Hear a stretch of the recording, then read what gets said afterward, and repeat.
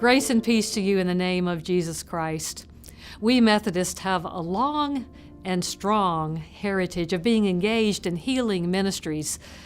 This goes all the way back to our founding. John Wesley was fascinated by healing ministry and trained himself so that he could offer physic, as it was called in his day, to the poor who had no access to doctors or to public health.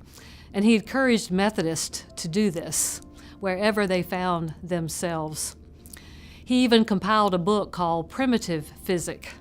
He wrote down remedies for all sorts of ailments, and his book outsold the Bible on the American frontier.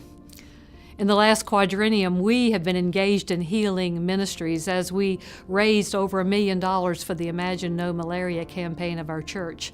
And as we move into the next quadrennium, we as United Methodist people will focus on healing interventions for children around the world. The text for this next Sunday is one of my favorite healing stories. Jesus is teaching in a synagogue, and there is a woman present who has been bent over for 18 years. Jesus says to her, "Stand up," and she stands up straight.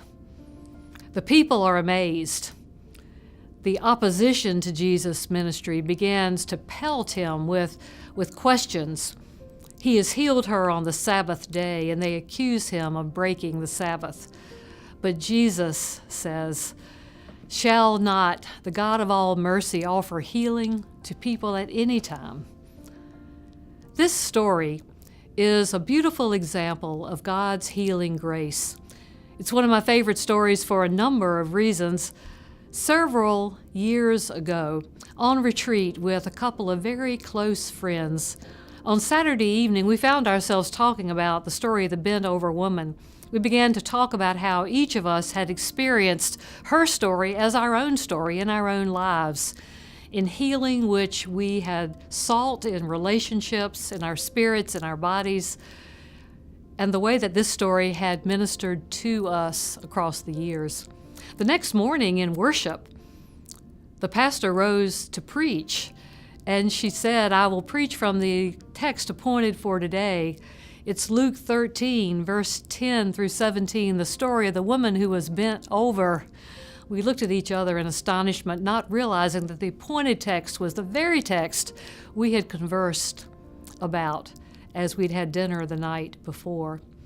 After the service, we said to the preacher, "We cannot believe this convergence. Just last night, we were sharing with one another the powerful impact of this story upon our lives. And here this morning, you preach on this text." She smiled, a brilliant smile, and said, "That is the work of God in your lives." May this text work in our lives as we approach it this next Sunday, and may we always engage in God's healing work in our world.